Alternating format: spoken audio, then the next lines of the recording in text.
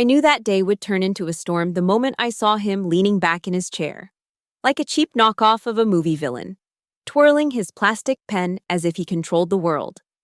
He sat there with that smug confidence that only comes from never having faced real consequences.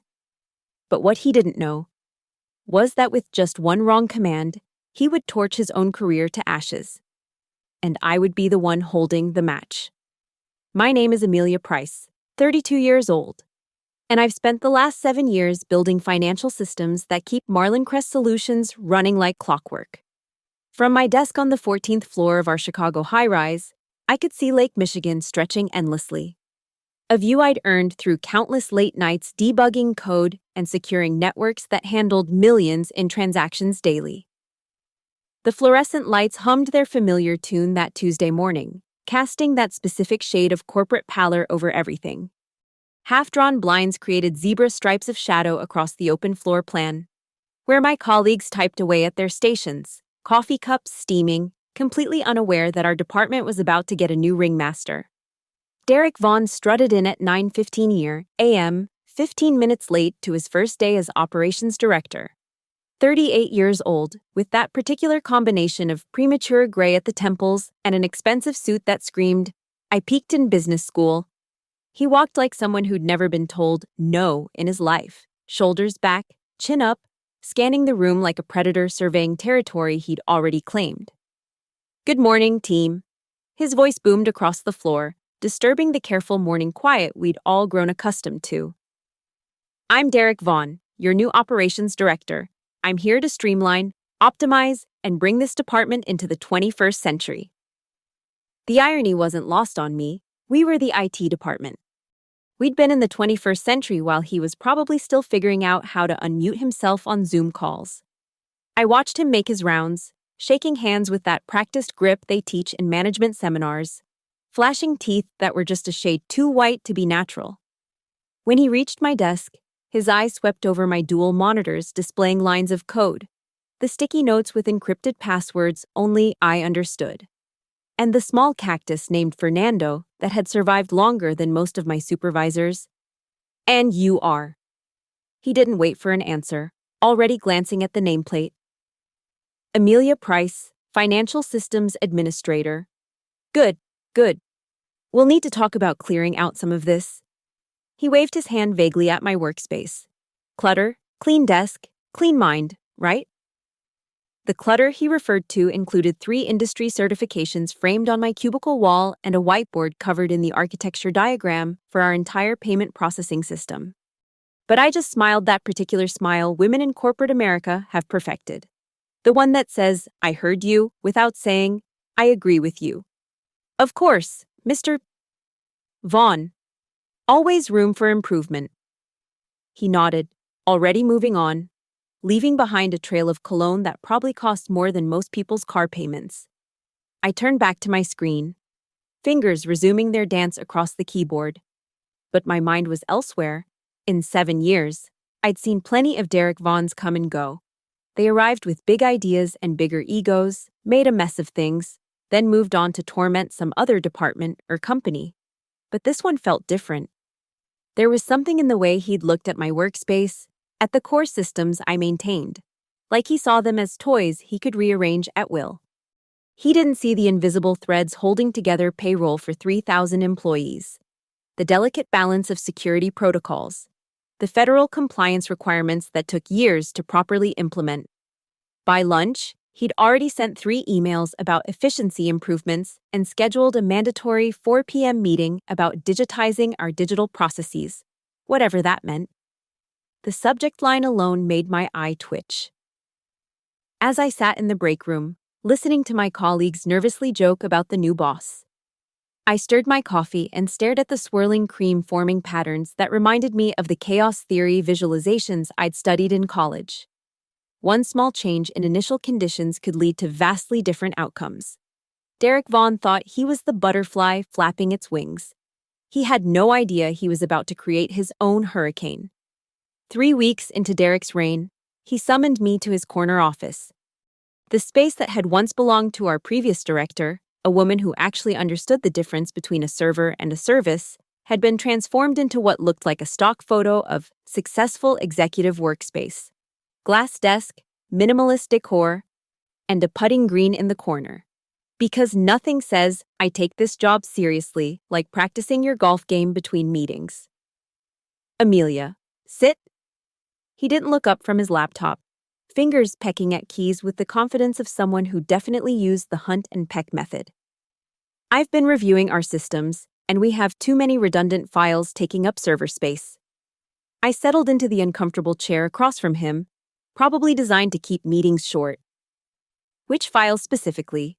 Our documentation is all necessary for federal compliance, and this one. He spun his laptop around, pointing at a file name that made my blood run cold. PKE Master 2024. Key. My mouth went dry. That's the primary encryption key for the entire payroll system. Right, and we have backups, don't we? This is just cluttering the main server. It's from last year anyway. He said it with the casual certainty of someone who'd never had to explain to 3,000 employees why their paychecks bounced. Mr. Vaughn, that file is not a backup. It's the active encryption key. Without it, the entire payroll system becomes inaccessible. We can't process payments, can't access employee data, can't even... Amelia. His tone shifted to that particular brand of condescension that made my skin crawl. I didn't bring you here for a computer science lecture. I've been doing this for 15 years. Every system has redundancies. Delete the file.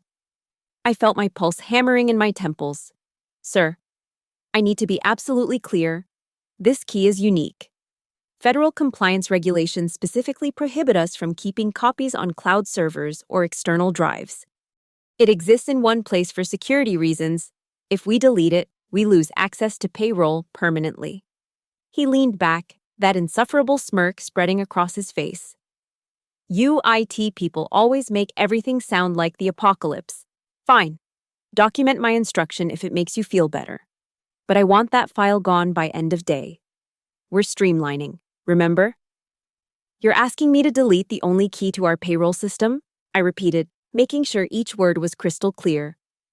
Are you hard of hearing? Yes. Delete it. That's a direct order.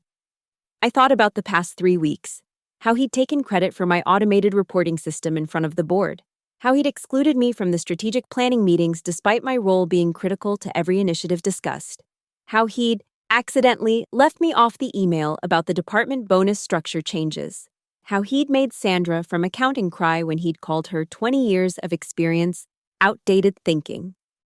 I'll need that in writing, I said quietly. For God's sake. He opened his email, fingers stabbing at keys. Within seconds, my phone buzzed with a new message. From Derek Vaughn to Amelia Price.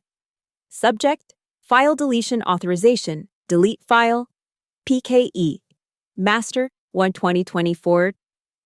Key from the main server immediately. This is a direct instruction from your operations director. DV. I read it twice, screenshot it, forwarded it to my personal email, and saved it to 3 different locations. Just to be absolutely certain, you want me to delete the payroll encryption key, knowing that it cannot be recovered and that this will make the entire payroll system inaccessible. How many times do I need to say it? Yes, delete it. Now get out of my office and do your job.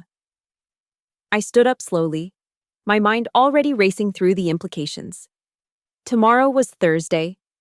Payroll processed on Friday mornings at 6 a.m. automatically. The system would attempt to access the encrypted database, fail to find the key, and lock everything down.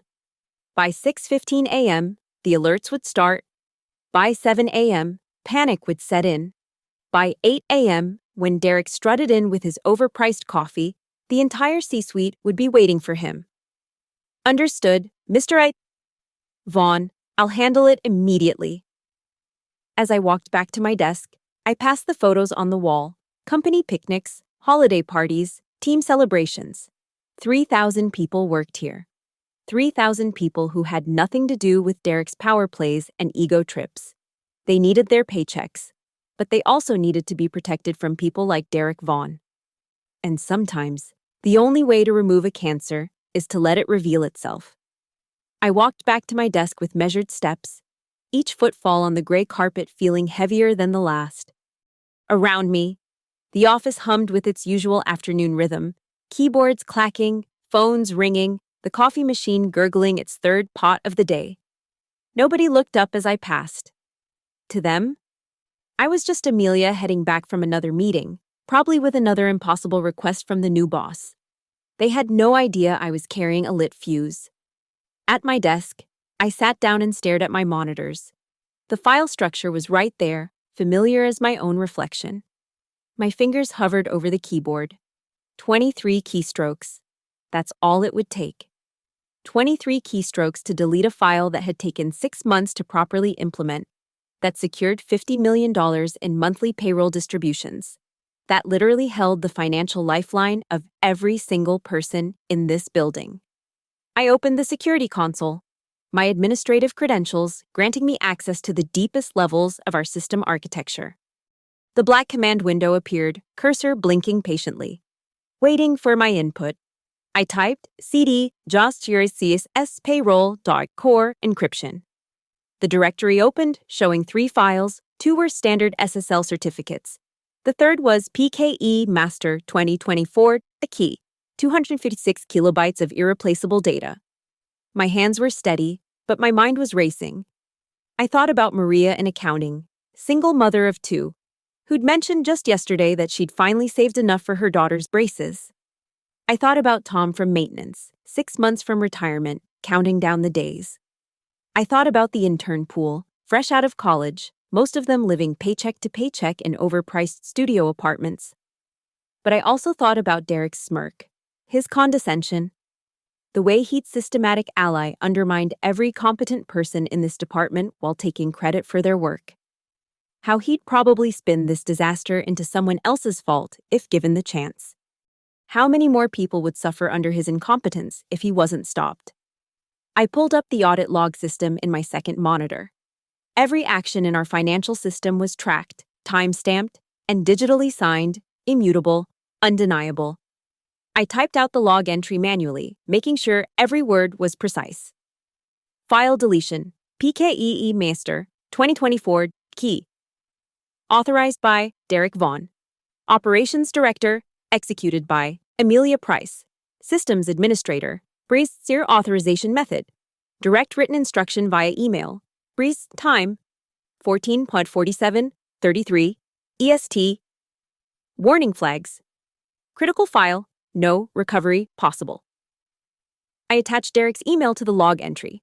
Then I copied the entire audit log to my personal encrypted drive, emailed it to my personal account with the subject line, insurance, and created a blockchain timestamp that would prove the exact moment this happened.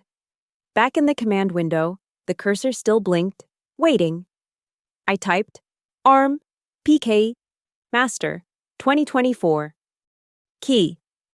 The system prompted. Warning, this action cannot be undone.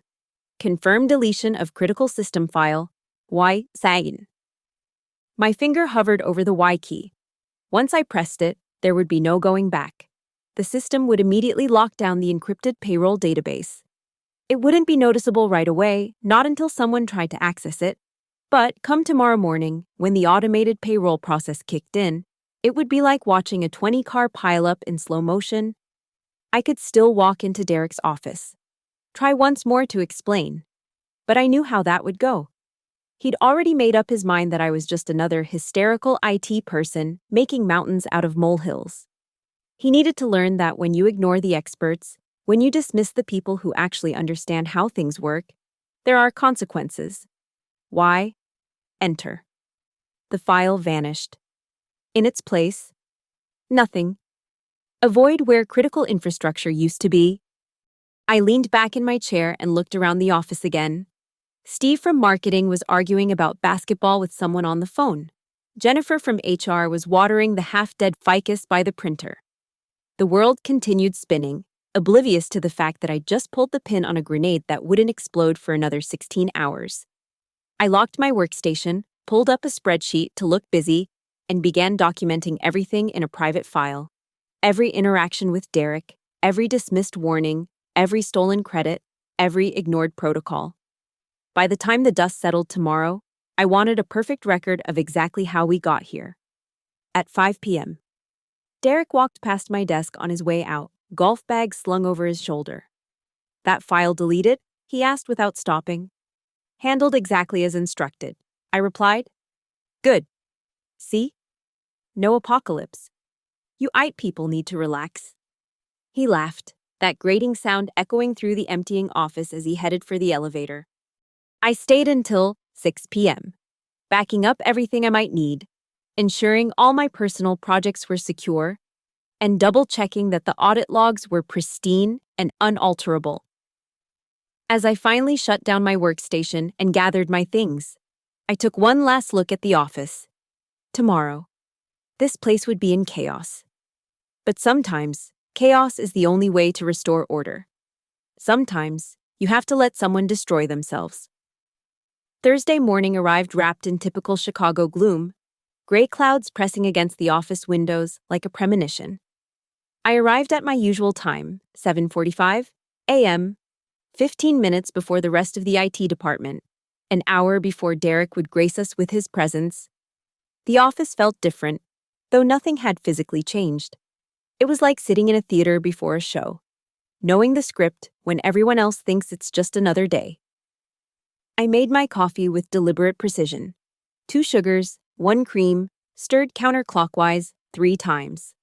Ritual was important when you were waiting for a bomb to go off. At my desk, I pulled up the system monitoring dashboard, all green lights. The payroll system sat there, encrypted and inaccessible, but nobody had tried to access it yet. Why would they? It wasn't scheduled to run until tomorrow morning. By 8:30, the office had filled with its usual morning energy, conversations about last night's TV shows, complaints about traffic, the eternal debate over whether the coffee machine needed replacing. I found myself hyper-aware of every small detail, the way fluorescent light reflected off Sandra's reading glasses, the squeak of the mail cart's left wheel, the rhythm of fingers on keyboards creating a strange kind of corporate symphony. Derek arrived at 9:10, predictable as always. 5 to 10 minutes late. Just enough to show he didn't follow the same rules as everyone else. Not enough for anyone to officially complain. He strode past my desk without acknowledgement, already on his phone, probably taking credit for something he didn't do. I opened a routine maintenance script, letting the code fill my screen while my mind counted down hours. The payroll system would attempt its automated run at 6 a.m. tomorrow. T-minus 21 hours. But there were other triggers that could expose the problem sooner. Any HR personnel trying to update employee information.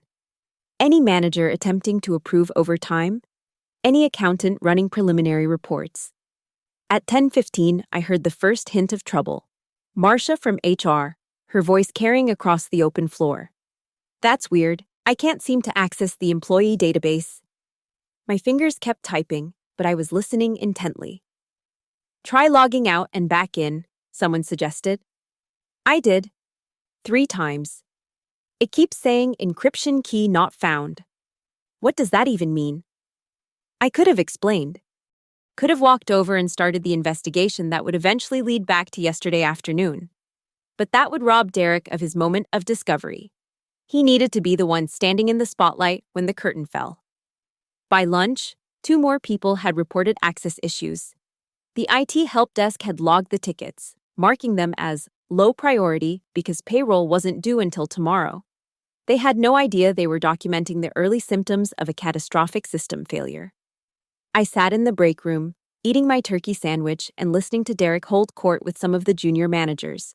He was explaining his vision for digital transformation, using buzzwords like synergy and paradigm shift, with the confidence of someone who'd memorized a TED Talk without understanding it. The problem with IT departments, he was saying, is they're always stuck in the past, always worried about what might go wrong instead of pushing forward. That's why I'm implementing a new policy of aggressive optimization. Jennifer from accounting laughed nervously. But isn't some caution good? I mean, these systems handle our money. Derek waved dismissively. That's exactly the kind of thinking that holds companies back. Trust me, I've been doing this for 15 years. Sometimes you have to break a few eggs. I took another bite of my sandwich, wondering if he'd remember those words tomorrow when he was standing in the rubble of his own making. The afternoon crawled by with agonizing slowness. Every time someone walked past my desk, I wondered if they were coming to report the problem. Every email notification made my pulse quicken. But the office remained blissfully unaware. A ship sailing calmly toward an iceberg that only I could see. At 3 p.m., Derek sent out a department-wide email congratulating himself on already streamlining operations and reducing system redundancies. The irony was so thick I could almost taste it. At 4:30, as people began their end-of-day routines, I overheard a conversation that made me freeze. Hey, did anyone else notice the payroll system is acting weird? Define weird. I can't run the advance reports for tomorrow's processing. Did you tell Derek? Are you kidding? He'll just say I'm being too cautious. I'll figure it out in the morning. The morning. When the automated process would try to run, fail to find the encryption key, and lock down everything in a cascade of critical errors that would take weeks to untangle, if it could be untangled at all. I saved my work, backed up my personal files one more time, and started my shutdown routine. As I gathered my things, I looked around the office one more time. Tomorrow. This calm would shatter. Tomorrow. Derek would learn that expertise isn't optional when you're playing with systems that hold people's livelihoods in the balance. Tonight, though, was the quiet before the storm. And I was the only one who could hear the thunder approaching. Friday morning, 8:47 a.m. I'd been at my desk since 7:30, coffee cold, appearing to review code while actually watching the chaos unfold like a time-lapse video of a building demolition. The first dominoes had fallen at 6 a.m. sharp when the automated payroll system tried to run. By 6:15, the critical error alerts had started flooding in. By 6:45, the overnight IT support team had escalated to their manager. By 7, that manager had called the chief financial officer at home. Now, the 14th floor was electric with barely controlled panic. Through the glass walls of Derek's corner office, I could see the storm gathering. CFO Margaret Chen, a woman who could calculate compound interest in her head and spot a budget discrepancy from across a conference room, stood with her arms crossed, her expression carved from stone. Beside her, Thomas Bradley, our head of human resources, was gesturing at his phone, probably explaining how many employees had already called asking about their direct deposits. Derek hadn't even taken off his coat yet. He stood behind his desk, trying to project authority, but I could see the sweat beginning to form at his temples even from 30 feet away. Margaret's voice carried across the floor despite the closed door. Explain to me, Derek, why 3,000 employees won't receive their paychecks today? I turned back to my monitor, pulling up a legitimate work file while keeping my peripheral attention on the unfolding drama. Around me, my colleagues were starting to piece together that something was very wrong. Whispered conversations sprouted like mushrooms after rain. My direct deposit didn't hit. Mine either. The bank said there was no pending transaction. What do you mean the payroll system is locked? At 9:15, Derek's door flew open. He stormed out, his face flushed, and marched directly to my desk. Margaret and Thomas followed, along with 2 other executives I recognized from the quarterly meetings I was never important enough to attend. Amelia. Derek's voice was strained, trying to maintain authority while panic crept around the edges. We have a situation with the payroll system, some kind of technical glitch. I looked up, keeping my expression neutral. What kind of glitch? The system is asking for some kind of encryption key. The file seems to be missing. PK Itzimeister 2024.key? I asked, pronouncing each character clearly. His eye twitched. Yes, that one. Where is it? Deleted. Wednesday afternoon. On your direct orders. The silence that followed was beautiful in its completeness. You could have heard a pin drop in Beijing. Margaret stepped forward. Excuse me? I swiveled my monitor toward them and pulled up the email. Mr. Vaughn instructed me to delete the file. I explained that it was the primary encryption key for the payroll system, that we had no backups due to federal compliance requirements, and that deleting it would make the entire system inaccessible. He insisted. Derek's face cycled through several colors, settling on a pale green. That's not. You must have misunderstood. That's why I requested written confirmation.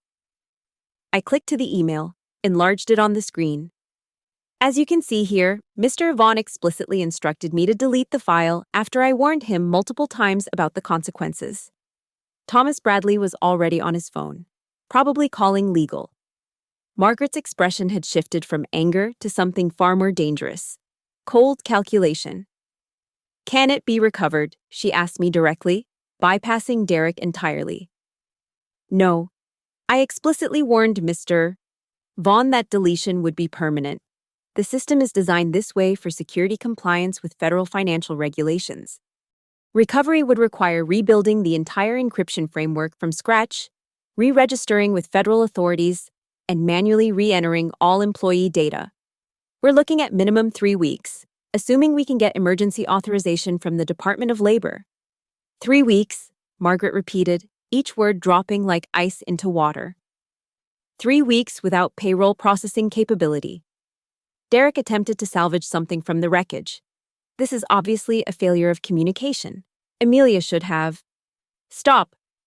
Margaret's voice cut through his excuse like a scalpel. Thomas, please escort Mr. Vaughn to conference room B. We need to discuss this situation privately. She turned to the growing crowd of employees who had gathered at a respectful distance, sensing corporate blood in the water. Everyone else, please return to your desks. We'll have an all-hands meeting at 10 a.m. with updates. As Thomas guided a stumbling Derek away from my desk, Margaret turned back to me. Ms. Price, I need you to pull together all documentation related to this incident, emails, audit logs, system warnings, everything. Already compiled, I said, clicking open a folder I'd prepared at 7:45 that morning. I've also drafted a preliminary recovery plan, including emergency procedures for manual check printing for critical cases, employees with medical emergencies, mortgage payments due, etc. She studied me for a long moment, her expression unreadable. You knew this would happen. It wasn't a question, but I answered anyway. I knew that ignoring expert warnings about critical systems would have consequences. I tried to prevent it. When that failed, I documented everything to protect the company from liability. A ghost of something, not quite a smile, but perhaps a recognition, crossed her face. Conference room A in 15 minutes. Bring your recovery plan. As she walked away, I heard her say to Thomas on her phone, Yes, we'll need security. No, he doesn't get to return to his office first. The next 3 hours unfolded like a masterclass in corporate disaster management. The IT department had transformed into a war room, with every available technician pulled in to assess the damage. I worked alongside them, not to fix the unfixable, but to document exactly how unfixable it was. Nothing, Sarah from database management reported, pulling off her glasses to rub her eyes. I've checked every backup server, every redundant system, every archive. The key is gone. What about rebuilding from scratch? Asked Marcus, our senior developer. Without the original seed values, impossible, I replied, pulling up the technical specifications. The encryption was built to federal standards. It would take quantum computers longer than the heat death of the universe to crack it. The conference room phone buzzed. Margaret's assistant, Ms. Price, you're needed in the executive conference room. The walk to the 20th floor felt longer than usual. When the elevator doors opened, I found myself in corporate no man's land, marble floors, original artwork, the kind of silence that money buys. The executive assistant nodded me toward the main conference room. Inside, it looked like a tribunal. Margaret sat at the head of the table, flanked by the CEO, Richard Blackstone himself, and what I assumed was someone from legal. Derek sat at the far end, looking like he'd aged 5 years in 3 hours. His expensive suit was rumpled, his perfect hair disheveled. Ms. Price. Blackstone began without preamble. Walk us through exactly what happened. I laid out the timeline with surgical precision. Derek's arrival, his immediate push to optimize systems he didn't understand, the weeks of ignored warnings, the final, fatal instruction to delete the encryption key. I have here. I placed a folder on the table. Printed copies of all relevant communications, including Mr.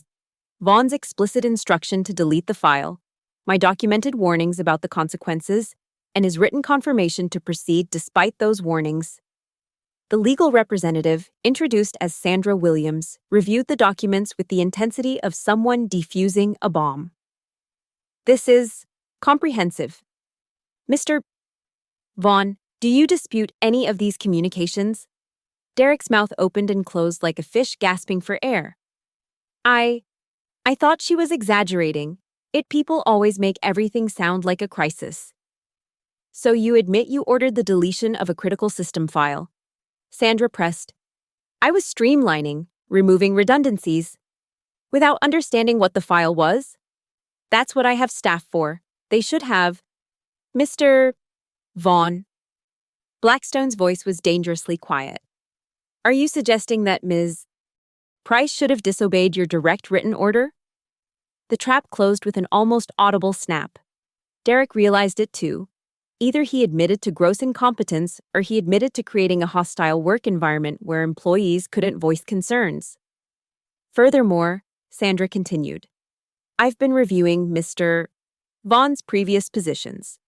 Tellingly, similar patterns of system failures followed his tenure at 2 other companies. Nothing this catastrophic, but enough to establish a pattern of disregarding technical expertise. Margaret pulled up something on her tablet. The emergency board meeting just concluded. Mr. Vaughn, your employment with Marlin Crest Solutions is terminated immediately for gross negligence. Security is waiting outside to escort you from the building. Derek stood abruptly, his chair scraping against the floor. This is insane. I'll sue. This is clearly sabotage by Mr. Vaughn. Sandra interrupted. May I remind you that your actions have potentially exposed this company to 3,000 individual lawsuits for failure to pay wages. Your signed authorization to delete the file, despite documented warnings, makes you personally liable. I would strongly advise against any legal action. 2 security guards appeared at the door. Derek looked around the room one last time, his eyes landing on me with pure hatred. I met his gaze steadily, silently. There was nothing to say. He'd lit the fuse himself. I'd just made sure he was standing next to the explosion when it went off. As security led him away, Blackstone turned to me. Ms. Price, can you rebuild the system? Yes, but it will take time. Minimum 3 weeks for full restoration. However, I can have emergency manual payment processes running by Monday for critical cases. Do it. Spare no expense. Margaret will authorize whatever resources you need. Margaret nodded. I'll also need you to lead the technical team during the recovery. Consider yourself acting operations director until we can find a suitable replacement. I kept my expression professional, but inside, I felt the satisfaction of justice served. Understood. I'll have a detailed recovery plan on your desk within the hour. As I stood to leave, Blackstone called out, Ms. Price, in the future, if someone instructs you to do something catastrophically stupid, I turned back, meeting his eyes. Follow their instructions exactly, but perhaps ensure the audit trail is just as comprehensive as this one. The ghost of a smile crossed his face. Message received. The all-hands meeting at 2 p.m. became the stuff of corporate legend. The main conference hall on the 2nd floor was packed beyond capacity, with people standing along the walls and crowding in the doorways. 3,000 employees wanted answers, and the executive team had no choice but to provide them. I stood off to the side, technically part of the presentation team, but preferring the shadows. Margaret had asked me to prepare the technical explanation, but I knew this was ultimately a public execution. And I had no desire to be the executioner in the spotlight. Richard Blackstone took the podium first, his presence commanding immediate silence. I'll be direct.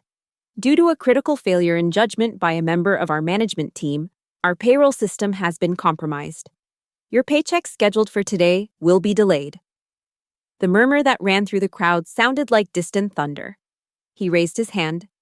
However, we have implemented emergency procedures. Anyone facing immediate financial hardship, mortgage payments, medical expenses, utility bills, will receive manual checks by end of business Monday. Our HR team is setting up stations on every floor to process these requests. Margaret took over, her voice cutting through the tension. The system failure was caused by the deliberate deletion of a critical encryption key. This action was taken despite multiple warnings from our technical staff about the catastrophic consequences. Someone from the crowd called out, "Who authorized this?" Blackstone returned to the microphone. Derek Vaughn, former operations director, has been terminated effective immediately for gross negligence. The room erupted, not in anger, but in something more complex. Vindication mixed with disbelief, satisfaction tempered by frustration. I caught fragments of conversation. I knew that guy was trouble. Remember when he said it was overstaffed? He told me experience didn't matter, only innovation. Margaret gestured for quiet. I want to address something important. This failure happened because technical expertise was ignored, because someone in management believed they knew better than the specialists who build and maintain our systems. This will never happen again. She clicked to the next slide, displaying the audit log on the massive screen. My documentation, blown up for all to see. Derek's email, my warnings, his dismissive response, the timestamp of deletion. This, Margaret pointed at the screen, is what accountability looks like. Our systems administrator, Amelia Price, documented every interaction, every warning, every ignored piece of advice. Because of her diligence, we have a clear record of exactly how this happened and who was responsible. 3,000 pairs of eyes turned to find me. I kept my expression neutral, professional. But inside I felt the weight of their recognition. Not gratitude exactly, their paychecks were still delayed, but understanding, I hadn't caused this. I'd simply refused to be the scapegoat when it inevitably went wrong. Ms. Price will be leading the recovery effort, Blackstone announced. She estimates 3 weeks for full system restoration. In the meantime, we'll be operating on emergency protocols. Someone from accounting raised their hand. What about next week's payroll? I stepped forward, taking the microphone Margaret offered.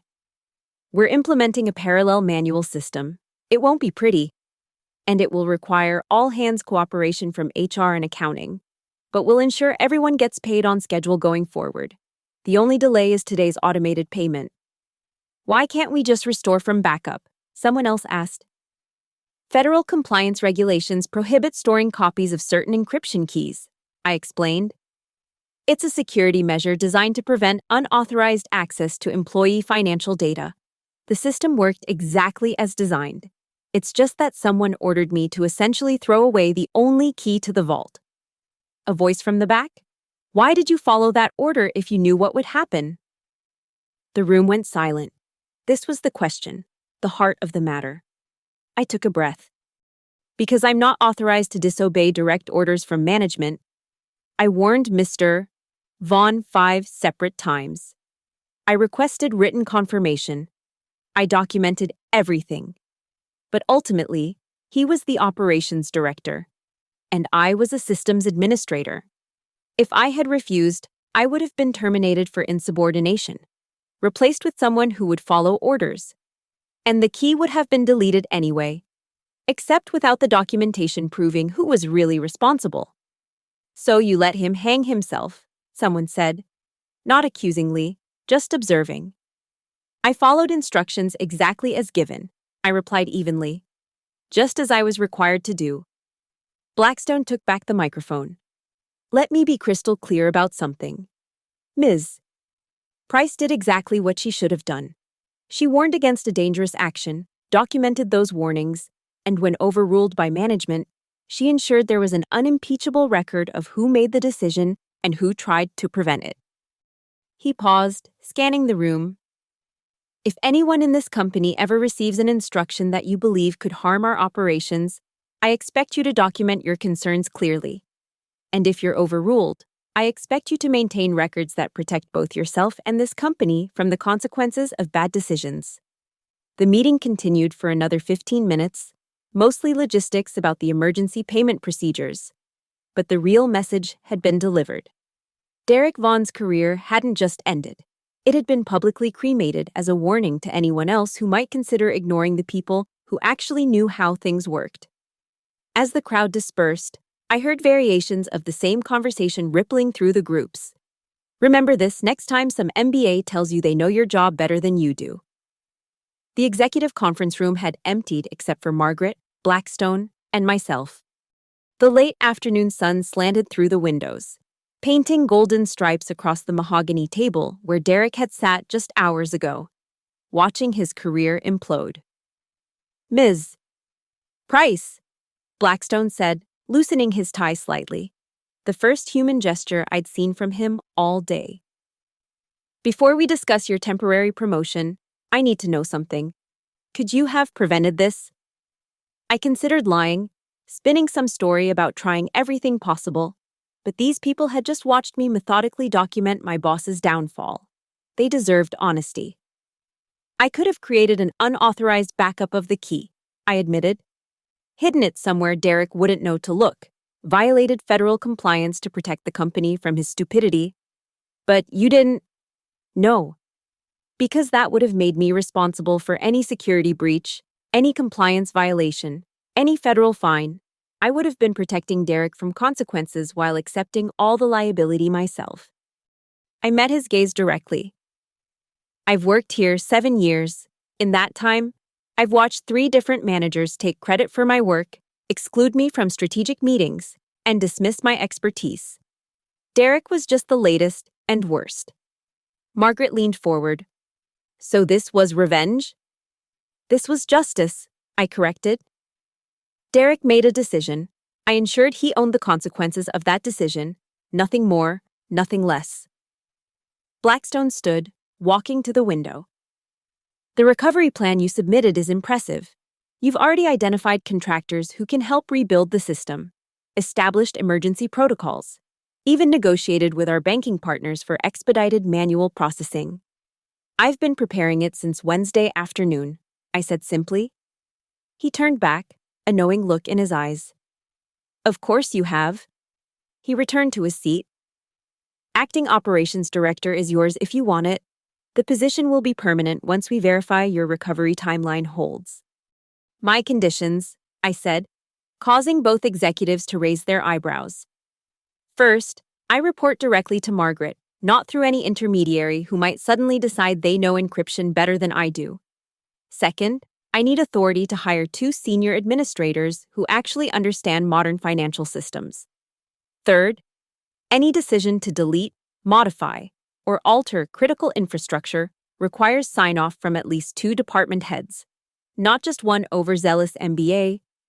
"Done," Blackstone said immediately. "Anything else?" "Yes, I want Derek's corner office converted back to a working space, not a putting green gallery. And I want his clean desk, clean mind policy officially reversed. My team's desks are covered in notes, diagrams, and reference materials because we're doing actual work, not posing for LinkedIn photos." Margaret actually smiled. "I think we can manage that." As I signed the paperwork, making me Acting Operations Director, at twice my previous salary with a guarantee of severance if they decided to bring in another Derek, I thought about the email still sitting in my drafts folder. My resignation letter, written Wednesday night, ready to send if things had gone differently. If they'd tried to blame me, if they protected Derek, if they'd chosen politics over competence. But they hadn't. When the dust settled and the crater was measured, they'd looked at the evidence and made the right call. By 6 p.m., I was alone in what had been Derek's office, now stripped of its pretentious decorations. The putting green was already gone, replaced with a whiteboard where I'd started mapping the recovery timeline. Through the glass walls, I could see the IT team still working, preparing for Monday's manual payment processing. Sarah knocked and entered. "The emergency phone lines are set up. HR has already processed 200 critical payment requests." "Good. Make sure the medical emergencies get priority." She hesitated at the door. Amelia? What you did? Derek would have destroyed this entire department within 6 months. Derek destroyed himself, I replied. I just made sure he didn't take anyone else down with him. After she left, I stood at the window, looking out at the Chicago skyline beginning to light up against the darkening sky. Somewhere out there, Derek was probably on his phone with lawyers, trying to find someone to blame besides himself. He'd fail. The documentation was too thorough, the evidence too damning, his own words too clear. My phone buzzed with a text from my mother. Saw the news about Marlon Crest's payroll crisis. You okay? I typed back, never better, got a promotion. Her response was immediate. Did you have something to do with this? I followed instructions exactly as given, I replied. 3 dots appeared, then disappeared, then appeared again. Finally. That's my girl. I smiled, turning back to my whiteboard. 3 weeks to rebuild what Derek had destroyed in 3 seconds. It would be challenging, exhausting, and require every bit of expertise I'd accumulated over 7 years. But for the first time in my career, I'd be doing it without someone above me insisting they knew better while understanding nothing. The encryption key was gone, but Derek's career was buried even deeper. Sometimes, the best way to fight incompetence isn't to resist it, it's to comply so perfectly that it reveals itself. Justice doesn't always arrive with fanfare and dramatic confrontations. Sometimes it comes in the form of a quiet woman at her keyboard, following orders exactly as given, documenting every word, and waiting for the inevitable moment when arrogance meets reality. And when that moment comes, there's nothing more satisfying than being able to say, I did exactly what you asked. The office lights dimmed automatically as evening settled in, but I kept working. There would be long days ahead, complicated problems to solve, and 3,000 people counting on me to fix what Derek had broken. But tonight, in this quiet moment of triumph, I allowed myself one small celebration. I opened my desk drawer and pulled out the nameplate Derek had ordered for his door. Derek Vaughn, Operations Director.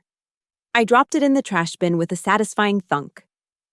Sometimes, justice sounds exactly like cheap plastic hitting the bottom of a wastebasket.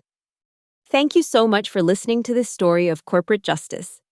If you're enjoying this tale wherever you're listening, whether it's during your commute, at work, or relaxing at home, please leave a comment below and let me know where in the world you're tuning in from.